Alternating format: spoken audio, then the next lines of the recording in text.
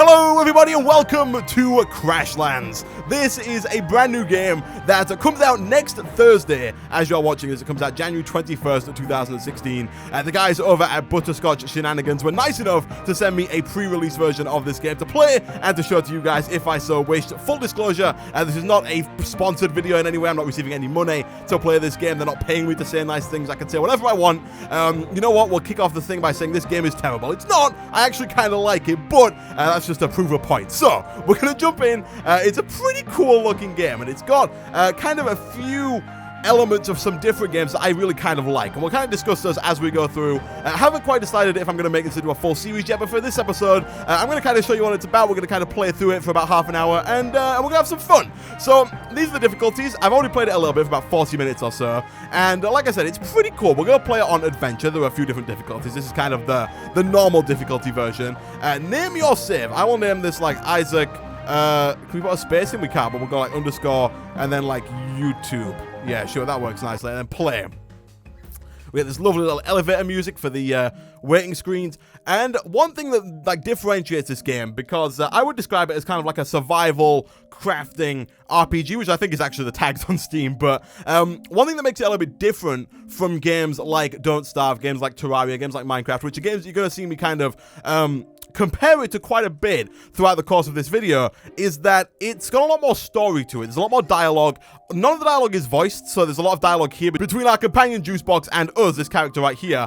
And I'm going to kind of skip through a little bit of it on the start here, which is like, if you're going to play this, I would recommend reading through this. I have read through it. The text is very well done. It's very funny. There's a lot of, like, jokes hidden in there. It's very well written, and it's pretty cool. But to basically start off here, we're on a ship, and we can run around like this. Now, we're not on this ship for very long, by the way. It's not a space game. It's very much like an Earthbound game. But to start off here, it says, slap those controls, Flux. I believe you have to slap these controls. It didn't do anything. Did you make sure that it's plugged in? Oh, well, hello there, space travelers. Welcome to planet Woanope? Okay. Oh, God, what are you?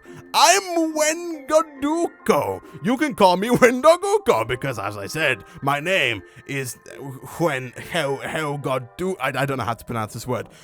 Sorry to pull your little space truck out of Space Swap like that, but I need a small space favor. We're on a pretty tight schedule, floating spacehead. I work on a little science project, but I need a quantum electrodongle. You wouldn't happen to have one, would you? We do, but it's part of our spaceship. Removing it would cause the ship to explode. So, exploding the ship would cause the electrodongle to be removed. That logic checks out. Great! So, basically, initially this guy is going to try and blow up our spaceship because he wants an electrodongle, okay? And in doing so, we are going to have to abandon this spaceship. And as far as I've gotten so far, the whole like arc of the story that we've got is that we've got to get back on track because we're delivering something right now. So no time for finger pointing. We'll revisit this later. To the escape pod. Yada yada yada. All right, gotta keep going. And as we kind of go along here, we got some stuff we got to do. There is a lot of dialogue in this game, and to keep this video from not being like 35 minutes of me just talking about the dialogue in this game, I'm going to skip a fair bit of it. If you're playing this again, I would recommend you read it because it is it tells you how to do stuff basically. I need to, I believe, go and get this this thing, but also I have not read stuff. Make your way back after you get the package. Oh, I have to go this way. Okay, so basically, at this point, I've got to kind of get past this thing, which is going to zap me if I try and walk into it, so we're going to run past it, and we're going to get this package. That opens that one up, and now I've got that, I can go and grab my my main tool for getting us off the ship. So we'll grab this guy here. We've got our space wrench. This is going to allow us to disassemble some of these guys when they're not zapping us. So if we walk forward here, we can hit it with our space wrench a few times, and it is destroyed. We're going to do the same thing with this guy. Get out of here. Unlock that. Done. Yada, yada, yada. We can keep going. Here we go. We're going to break through this stuff. Don't worry, this section does not last much longer. There's always time for pie. This is actually a pretty useful bit to go through.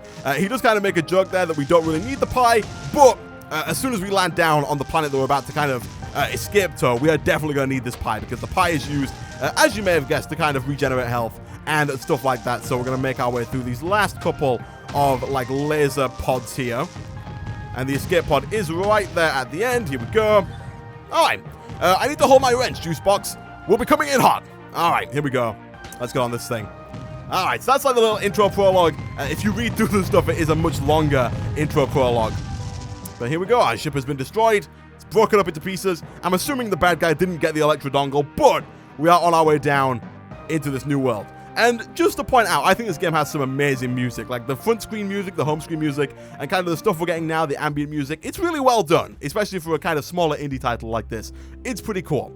Now, this is where we land, and this is where I'm going to start making comparisons, because right off the bat, it looks a little bit like Don't Starve in its layout. We are going to kind of collect these resources and kind of gather some stuff, but we'll get to that in a second. What a majestic landing, Flux. We're called Flux, by the way. I think I used up a kidney on that dismount. Well, you've still got one. Let's finish that delivery. So we're delivering something. I know they mentioned our pension a few times. We don't want to waste our pension, so we want to get the delivery there on time. I'll deploy the space survival station just south of this escape pod. Why don't you make some floors out of the straw grass? Okay, so we've got to remake our space station, and they make a joke about us having to make it out of all of these sticks and all of this grass. So we kind of got to go around, and you'll see what I mean kind of by a bit of a Don't Starve feel. You know, you got to run around, you got to pick this stuff up. It's definitely a lot easier than Don't Starve, especially to start with here. You know, there's no imminent danger right off the bat.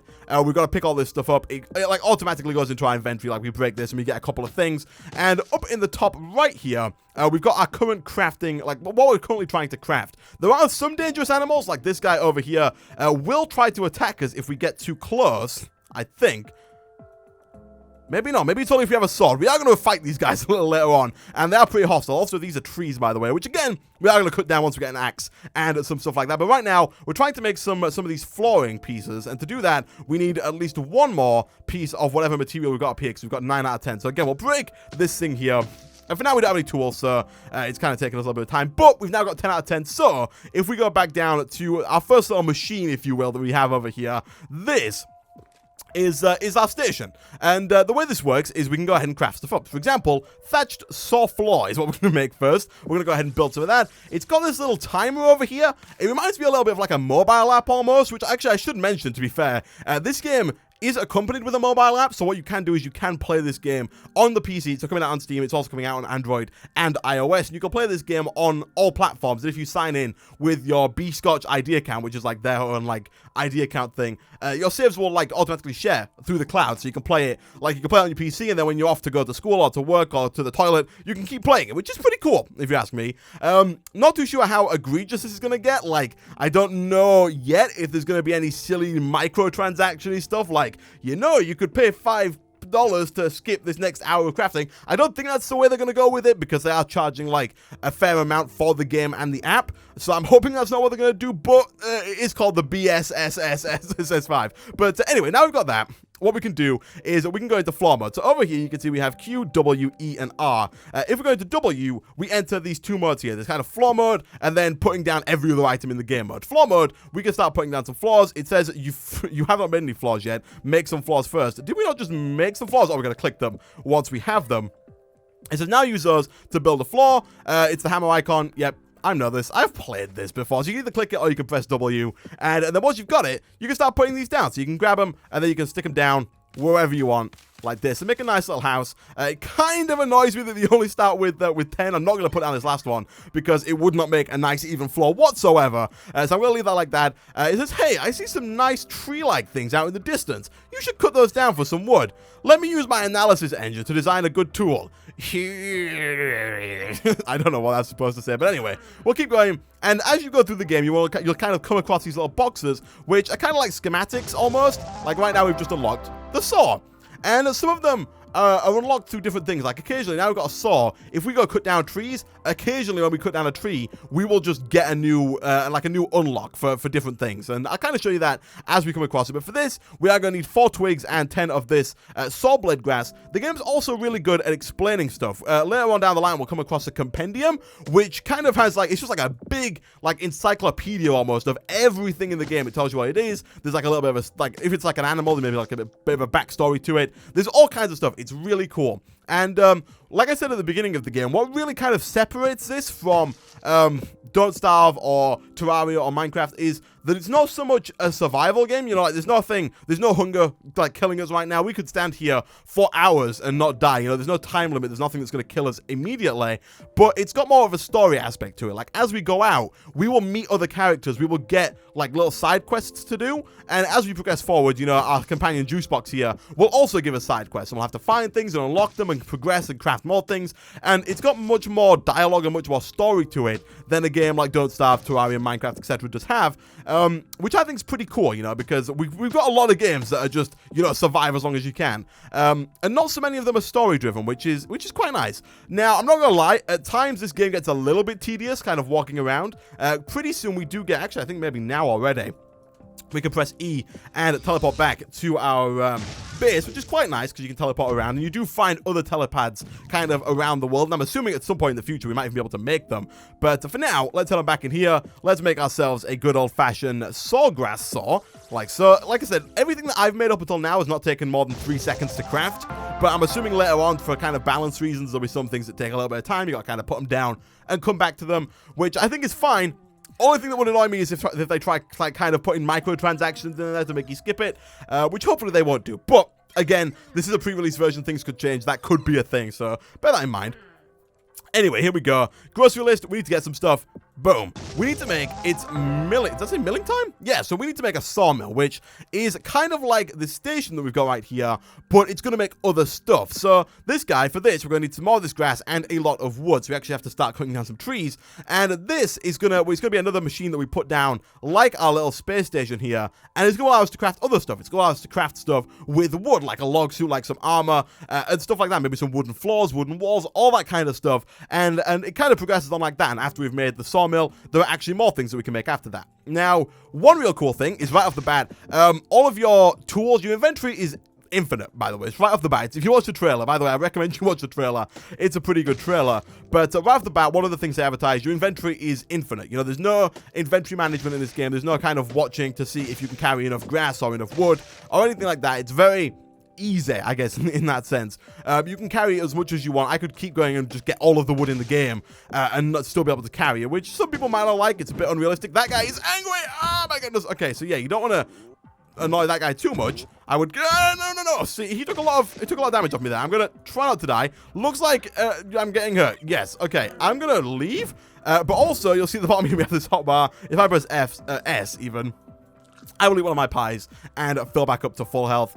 Those do run out pretty quickly. You can find other things around the world, and there's a cooldown on how many of those you can eat. But you can find other things around the world that you can eat and regenerate health and stuff like that, which is pretty nice. We currently have more than enough stuff to make the sawmill, I think. Is that true? No, but what we can do is we can track it. And if you track it, it shows you in the top left kind of what you need to make it. So right now, is that right? Am I tracking that correctly? Usually you press track and that will show you how much you need to make that. Oh, I pressed the wrong thing. Sawmill. I need to track the sawmill. Oh, no, we do have enough. Here we go. I'm going to say, I thought we did. And there we go. Boom. Boo-doo-doo. And now we've got a sawmill, and it shows you here kind of all the other stuff we can make. This is all the stuff we can make by default, and all that stuff that was kind of grayed out is stuff that we have to unlock schematics for in order to be able to craft it. So, for now, we've got one of those. Did I actually pick it up? I think I did. Again, I think you just told me to make a log suit. I'm not going to spend too much time kind of going through all of that stuff. But what I want to do is I'll go to this little infinite sign, and I can put down this wherever I want it. It needs to be placed on the floor, so I'm going to put it right there. Cool. All right. Blam. Hey, Juicebox. I feel like we're being watched. Do you think Hewgodooko is out there? That's the guy who blew up our ship. Undoubtedly. And more dialogue, etc., etc. Here we go. We've unlocked some schematics. What could this be? We have unlocked the ability to make a log chest. And if we come over to our sawmill over here, you know, we can make ourselves a log hat, a log chest, some wooden mitts, as well as some other stuff here. And like I said, some more that we can't unlock. And the next thing that we need to work on is this skinnery. The skinnery is going to allow us to make even more stuff. You can see it's made out of Woanope parts. And as you may have guessed, this is where the kind of the Woanopes come in. Those are the animals that we've been coming across so far. And we have to fight those guys in order to get some of the skin, in order to progress on with that. Do we have the ability to make a sword yet? We don't, but I think once we've made the log suit, which I will go ahead, you can track and untrack, and whatever you're tracking, it will show you what you need in the top right here, which is pretty cool, so you can see when you've got enough wood to make the log suit. But Once we made the log suit, I think we will then get the schematic from Juicebox over here to make a sword. And once we get the sword, we can then go ahead and start to fight these guys. I think we can fight them with the sword that we have right now, although it's not a particularly good idea. And I believe if we come over this way, there are some more, like, people that we can find, and, like, more little side quests that we can come across. I'm mostly going this way because I need to find more trees. And this is kind of one thing that you will kind of notice pretty early on. You've got to go quite far out pretty quickly to kind of get a lot of stuff. Like, to get these trees, there weren't that many around us, so you've got to kind of spread out at least a little bit. And we do need 15 to make this log suit. And if we want to make, like, a full set of armor, we would need even more. So you'd have to do quite a bit, and it can be a little grindy. You know, it's definitely outside of the, I mean, even inside the, like, with the dialogue and stuff, it's probably a game that you could not have to pay 100% attention to, whereas games like Don't Starve, you have to give everything. And here's another unlock we've got, which is pretty cool. What have we got? We've got, like, the glorch. I imagine that's a glow torch. Nighttime is going to come, by the way, but it does get dark. But yeah, you could probably, like, play this whilst you were, like, looking at something else or watching something else or, you know, maybe even playing a different game as well. It's a very, like, casual game. You don't have to put a lot of effort into it. We did harvest something just then. And here we go. Look at this. We've got some people who will be willing to talk to us. Let's go talk to this guy. Hey! Walking flower. A lot of people call us walking flowers. And maybe it's because we're pink. I'm not too sure.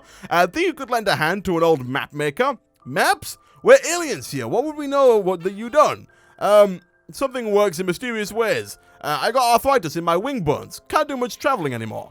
But I really need a map of the inner savannah. Just need four more landmarks. I suppose we could look out for them. We'll be walking all the way over there anyway. Great. Thanks. And then there's more stuff like that. That's kind of like a basic little side quest we do. And now if we look at the map, after we've kind of talked to this guy, I believe there is a little area that will light up.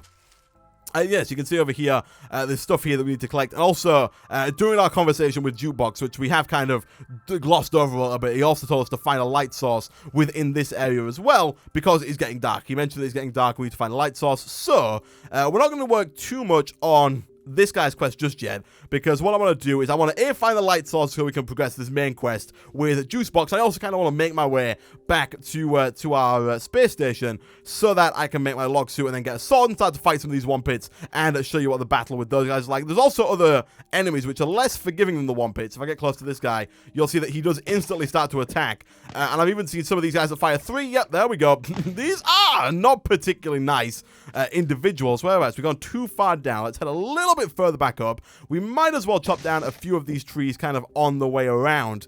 And let's see if we can find this light source. I'm not quite sure. Before it was over here. And it is. Okay, so it's over the water.